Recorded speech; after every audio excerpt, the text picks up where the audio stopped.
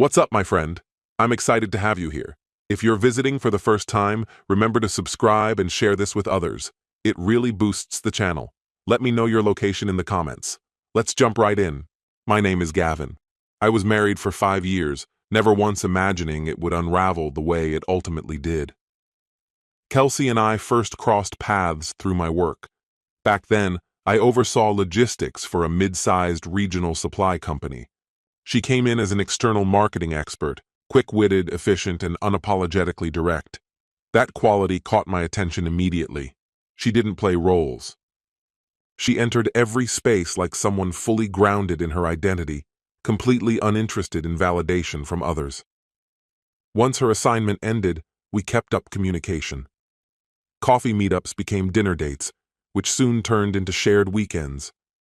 It all felt seamless, unforced. 3 years later, we tied the knot. Our early years together were consistent. We weren't the overly affectionate couple, but we had a steady, dependable rhythm. I managed our day-to-day life. She pushed us toward long-term goals. It wasn't passionate in a cinematic way, but it was stable. And for a while, that stability felt like enough. But during our 4th year, subtle shifts began to show. Kelsey started accepting more travel-heavy contracts, marketing gigs in other cities. She assured me they were brief engagements, worth the payout in the long run. I didn't push back. We'd always given each other space, and I didn't want to come off as intrusive. But soon came the locked phone, the hushed conversations behind closed doors, the sudden passwords on her devices. I told myself not to jump to conclusions. Maybe she just needed privacy. After all, everyone craves their own space now and then. Still, the changes kept stacking up, small, seemingly innocent moments that, when combined, suggested something deeper. On their own, they were nothing. But all together, they told a story I was trying not to read. One particular evening stands out clearly. She came home late, claiming she'd had a strategy dinner. She barely acknowledged me, tossed her bag onto the chair, and headed straight to the bathroom. I asked how it went. Without turning around, she replied, "Fine, I'm just tired." That was it. I didn't realize it at the time, but something had quietly shifted. From that night forward, the decline wasn't sudden. It was slow erosion. Kelsey stopped leaving her phone in open view. It was always face down, always close to her. She didn't act suspicious, just detached. My calls during the day went unanswered more often. Her replies became brief. "Busy. Talk later." Initially, I blamed it on her workload. Consulting can be all-consuming, I told myself. I believed she just needed space and time, that things would fall back into place once the pressure eased. But that phase didn't pass. It became the new normal. One evening, I tried to revive something between us. I cooked her favorite meal, pan-seared salmon, and set the table with a candle, just for the two of us. It was meant to be a quiet night together, a fresh start. I called her. No answer. I sent a message. "Made something special tonight. Just us. Let me know when you're heading home." No reply came. 1 hour passed, then 2. When she finally called, her tone was calm, almost robotic, as if we were discussing a calendar appointment. "I'm not coming," she said. I asked, "Why not?" Her answer came cleanly. "I have a date." The words dropped flat, like she was noting a meeting on her agenda.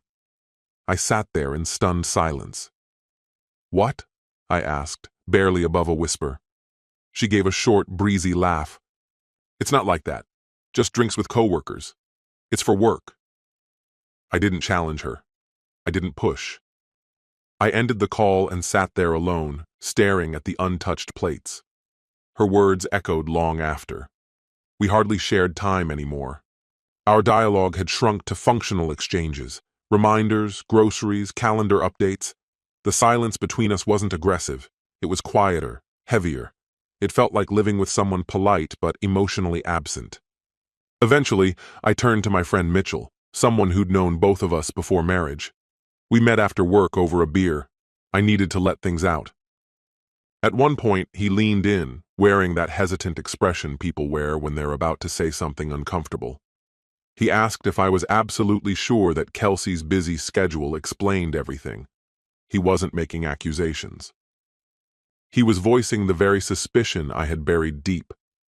Then he mentioned the secrecy around her phone, how behavior like that usually points to something being concealed.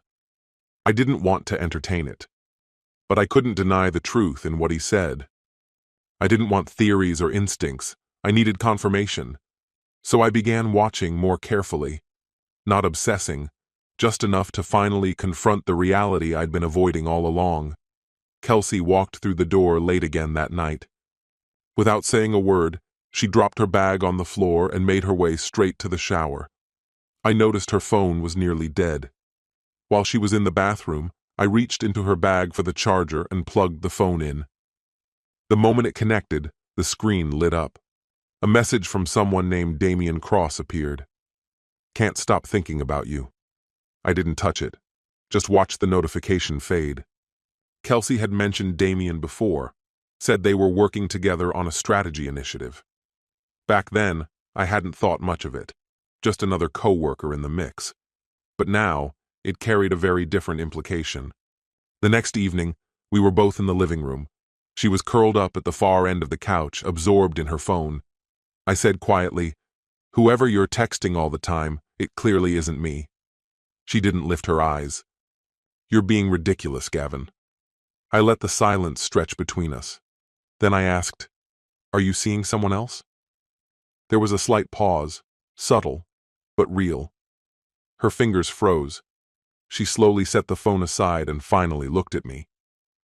"Wow. So this is where we are now? Throwing out accusations?"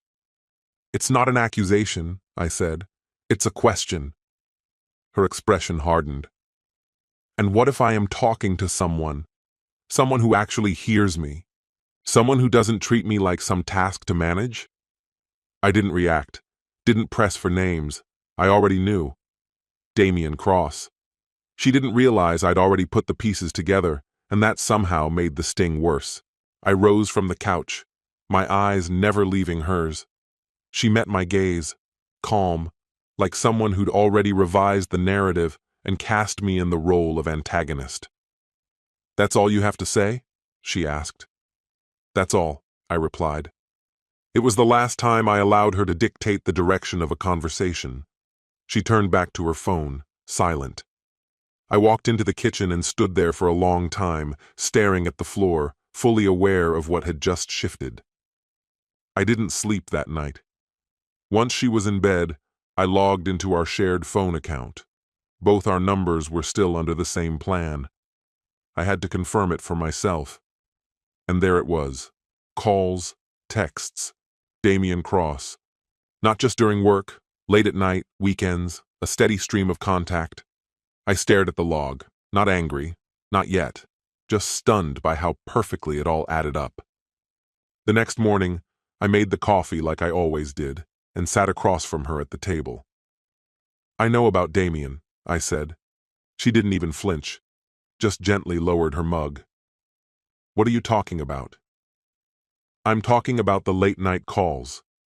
The messages on weekends, his name flashing on your screen." She looked down, then met my eyes again. "It's not what you think."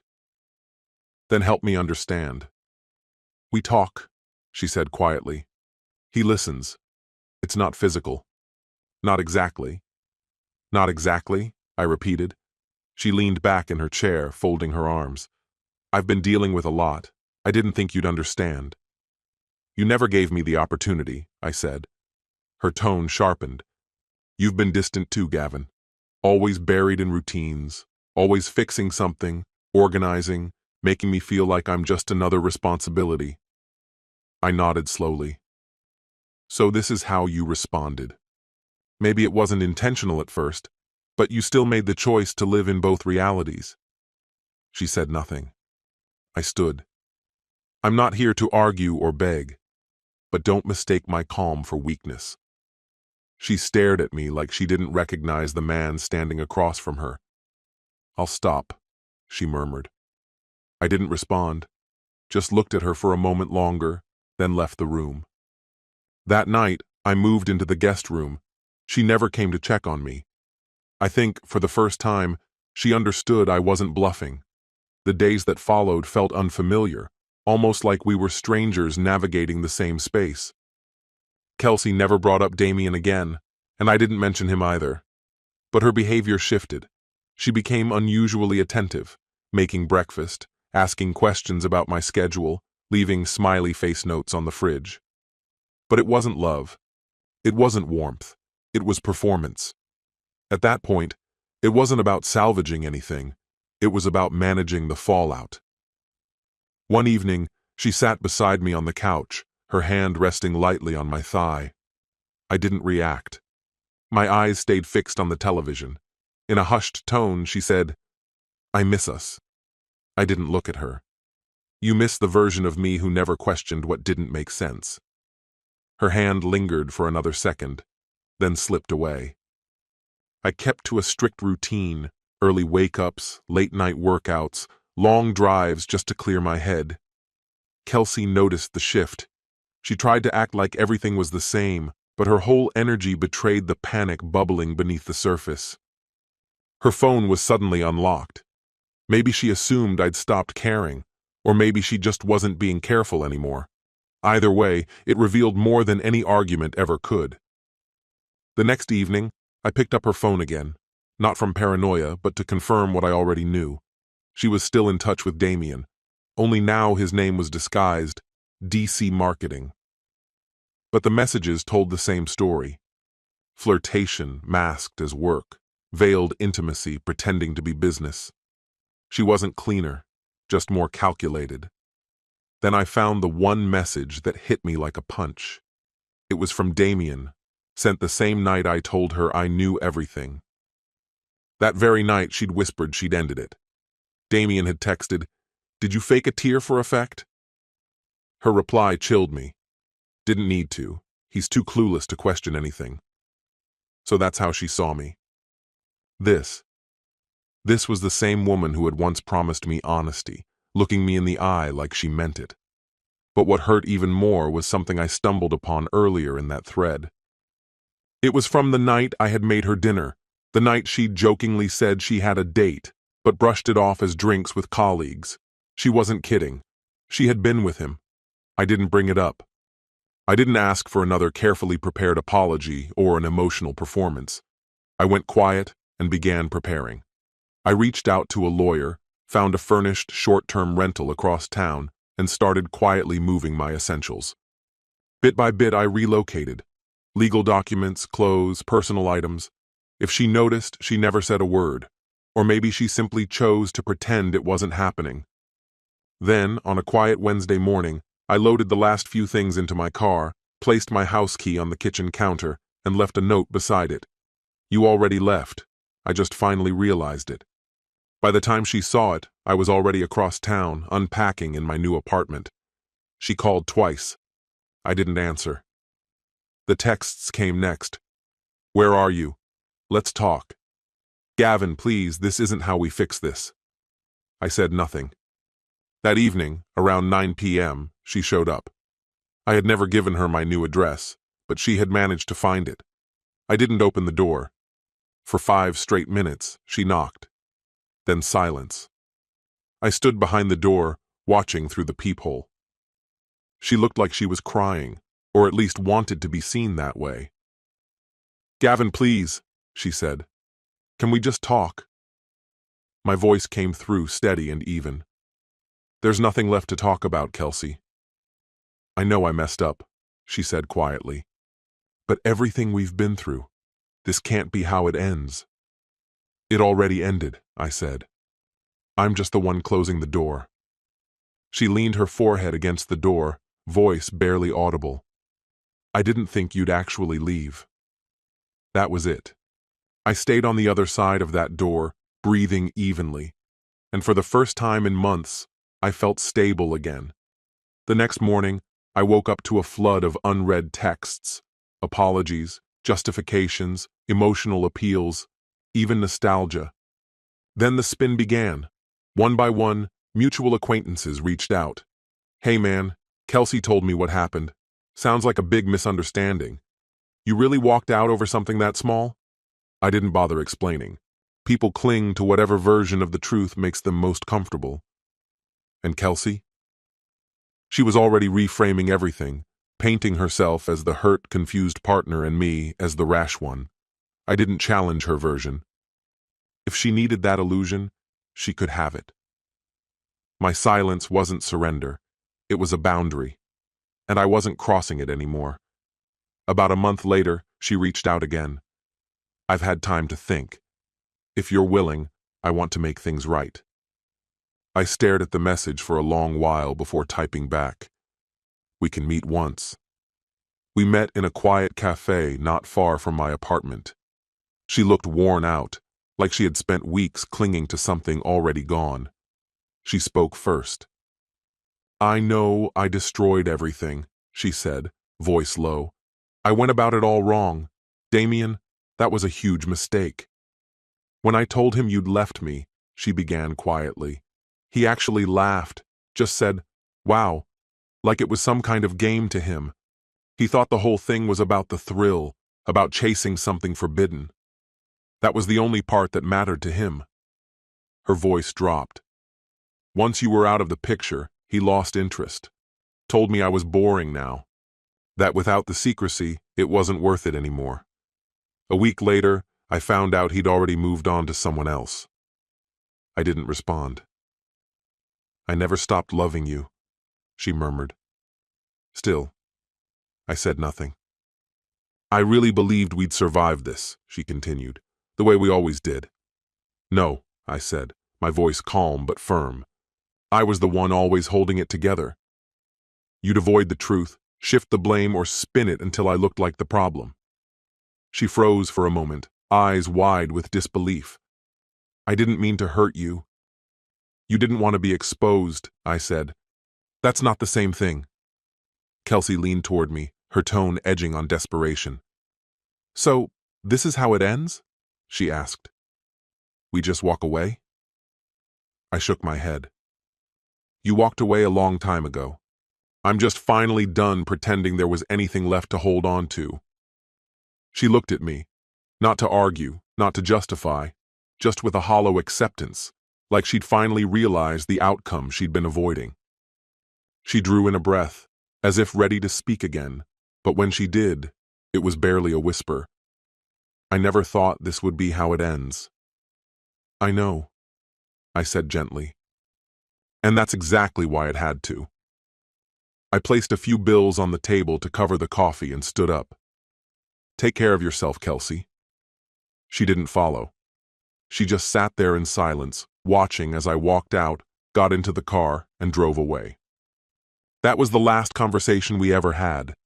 Every so often people ask if I regret it, leaving like that, not pushing harder, not trying to salvage what we had. But I don't. Because when someone shows you exactly where you stand in their life, and you pretend not to see it, you start to lose your place in your own. Walking away wasn't about retaliation. It was about choosing myself. All I ever wanted was peace. And now, finally, I have it. This story has come to an end. What's your opinion? Share it in the comments, my friend. And if you like this story, check out other exciting videos on my channel. I'll say goodbye until the next video. See you.